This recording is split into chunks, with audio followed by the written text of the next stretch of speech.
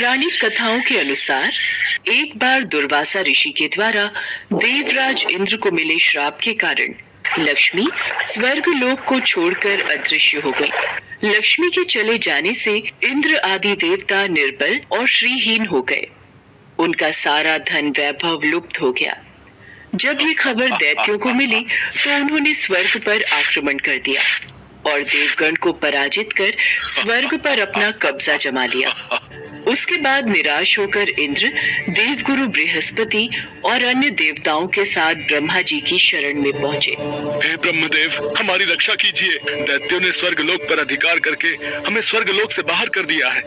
देवराज इंद्र, देवी लक्ष्मी को पुनः प्रसन्न करने के लिए आप सभी देवता भगवान नारायण की कृपा दृष्टि प्राप्त करो तो उनके आशीर्वाद से आपको खोया वैभव और स्वर्ग पुनः मिल जाएगा।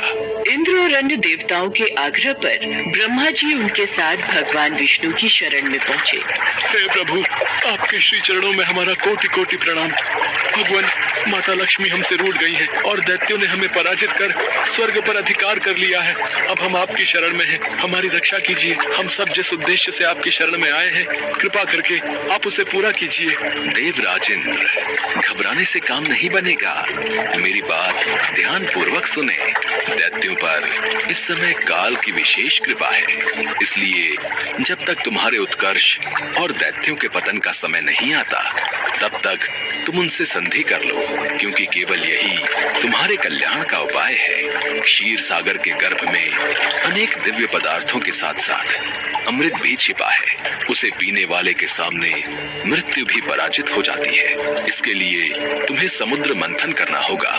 ये कार्य अत्यंत दुष्कर है, अतः इस कार्य में दैत्यों से सहायता लो। कूटनीति भी यही कहती है कि आवश्यकता पड़ने पर शत्रुओं को भी मित्र बना लेना चाहिए। तत्पश्चात अमृत पीकर अमर हो जाओ, तब दुष्ट दैत्य भी तुम्हारा अहित नहीं कर पाएंगे। वे जो भी शर्त रखें उसे स्वीकार कर लो। ये बात याद रखो कि शांति से सभी कार्य बन जाते हैं, क्रोध करने से कुछ नहीं होता। देवराज इंद्र, तुम दैत्यों के राजा बलि के पास जाओ और समुद्र मंथन का प्रस्ताव रखो। जो आज्ञा प्रभु। भगवान विष्णु के परामर्श के अनुसार इंद्रादि देवगण दैत्यराज बलि के पास संधि का प्रस्ताव लेकर गए। यदि मैं समुद्र मंथन में देवताओं की सहायता करूं तो इसमें मेरा क्या लाभ होगा? समुद्र मंथन से देवता और दानव अमर हो जाएंगे, क्योंकि समुद्र मंथन से प्राप्त अमृत को पीने से हमें अमरता मिल जाएगी। यदि ऐसा है तो मैं समुद्र मंथन के लिए तैयार हूँ। समुद्र से अमृत प्राप्ति की बात सुनकर राजा बलि को लालच आ गया और उसने समुद्र मंथन में सहायता के लिए हामी भर दी। समुद्र मंथन के लिए समुद्र में मंदराचल पर्वत को स्थापित कर वासुकी नाग को रस्सी बनाया गया। तत्पश्चात भगवान विष्णु ने कूर्म अवतार में स्वयं कछुए का रूप धारण करके मंदराचल पर्वत को अपनी पीठ पर रखा ताकि मथनी स्थिर रहे और समुद्र में डूब न जाए। देवता वासुकी नाग को मुख की ओर से पकड़ने लगे। इस पर उल्टी बुद्धि वाले दैत्यों ने उनसे कहा, वासुकी नाग को मुख की ओर पकड़ने में अवश्य तुम देवताओं का कुछ न कुछ लाभ होगा। हम भी किसी से शक्ति में कम नहीं हैं। हम मुंह की ओर का स्थान लेंगे। ठीक है, तो हम पूंछ के भाग से पकड़ लेंगे। हमें इसमें कोई आपत्ति नहीं है। अमृत पाने की इच्छा से सभी बड़े जोश और वेग से मंथन कर रहे थे। सहसा तभी समुद्र में से कालकूट नामक भयंकर विष निकला। ये सब क्या हो रहा है? समुद्र में से तो विष निकल रहा है। ऐसे तो हम सब मारे जाएंगे। भागो, ये विष है, भागो। हमें भगवान भोलेनाथ की शरण में जाना चाहिए। अब वही इस परेशानी का हल बता सकते हैं। महादेव, समुद्र मंथन से विश्व बह रहा है, जो पूरी पृथ्वी पर संकट फैला रहा है। प्रभु, कुछ कीजिए। आप सबको परेशान होने की कोई आवश्यकता नहीं है। मैं इस विष का पान करूंगा और उसे अपने कंठ में रोक लूंगा। सभी देवताओं की प्रार्थना पर महादेव समुद्र मंथन से निकले विष को हथेली पर रखकर पी गए, किंतु उसे कंठ से नीचे नहीं उतरने दिया। उस कालकूट विष के प्रभाव से शिव जी का कंठ नीला पड़ गया, इसीलिए महादेव जी को नीलकंठ भी कहते हैं। फिर से समुद्र मंथन प्रारंभ हुआ और इस बार दूसरा रथ कामधेनु गाय निकली, जिसे ऋषियों ने रख लिया। फिर उच्चैश्रवा घोड़ा निकला जिसे दैत्यराज बलि ने रख लिया। उसके बाद ऐरावत हाथी निकला जिसे देवराज इंद्र ने रख लिया। ऐरावत के बाद कौस्तुभ मणि समुद्र से निकली, उसे विष्णु भगवान ने रख लिया। फिर लक्ष्मी जी निकली। लक्ष्मी जी ने स्वयं ही भगवान विष्णु को वर लिया और अंत में धन्वंतरी देव अमृत का घट लेकर प्रकट हुए। धन्वंतरी के हाथ में अमृत को दैत्यों ने छीन लिया और उसके लिए आपस में ही लड़ने लगे। इस अमृत को पहले मैं पीऊंगा। नहीं, ये अमृत पान पहले मैं करूंगा। नहीं, मैं पीऊंगा। नहीं, पहले मैं। ये दैत्य तो आपस में ही अमृत कलश के लिए लड़ रहे हैं, परंतु हमारे पास इतनी शक्ति नहीं कि हम इन दैत्यों से लड़कर अमृत कलश को ले सकें।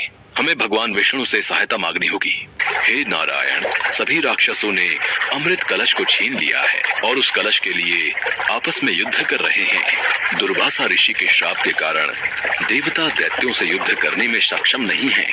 आप इनकी सहायता कीजिए। आप चिंतित मत होइए ब्रह्मदेव, मैं देवताओं की सहायता के लिए मोहिनी रूप धारण करूंगा। देखते ही देखते भगवान विष्णु ने मोहिनी नामक एक अति सुंदर युवती का रूप धारण कर लिया और दैत्यों के पास पहुंच गए। आओ शुभगे, तुम्हारा स्वागत है। हमें अपने सुंदर कर कमलों से ये अमृत पान कराओ।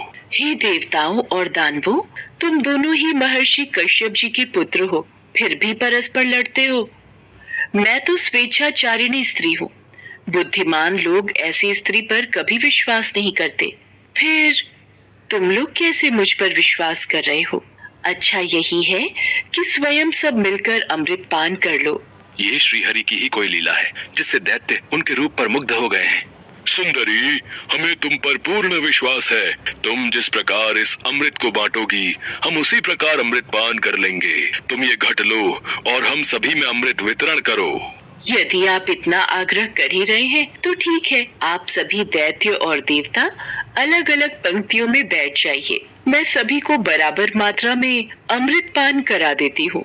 जैसी तुम्हारी इच्छा सुंदरी, हमें कोई आपत्ति नहीं है। मोहिनी रूप में भगवान विष्णु दैत्यों को अपने रूप और सौंदर्य से मदहोश करते हुए देवताओं को अमृत पान कराने लगे। दैत्य उनके कटाक्ष से ऐसे मदहोश हुए कि अमृत पीना ही भूल गए। भगवान विष्णु की इस चाल को राहु नामक दैत्य समझ गया। मुझे ऐसा क्यों लग रहा है, ये जरूर विष्णु की कोई चाल है। परंतु सभी दैत्य अभी मोहिनी रूप में मदहोश हैं। वो मेरी बातों पर कतई विश्वास नहीं करेंगे, इसलिए मैं देवता का रूप बनाकर देवताओं की पंक्ति में ही बैठ जाता हूँ। ये तो राहु दैत्य है। हाँ, ये रूप बदलकर देवताओं की पंक्ति में बैठ गया। चंद्रमा और सूर्य की बातों को सुनकर भगवान विष्णु क्रोधित हो गए। उन्होंने तत्काल अपने सुदर्शन चक्र से राहु का सिर गर्दन से अलग कर दिया। अमृत के प्रभाव से उसके सिर और धड़ राहु और केतु नाम के दो ग्रह बनकर अंतरिक्ष में स्थापित हो गए। इस तरह देवताओं को अमृत पिलाकर भगवान विष्णु वहां से लोप हो गए।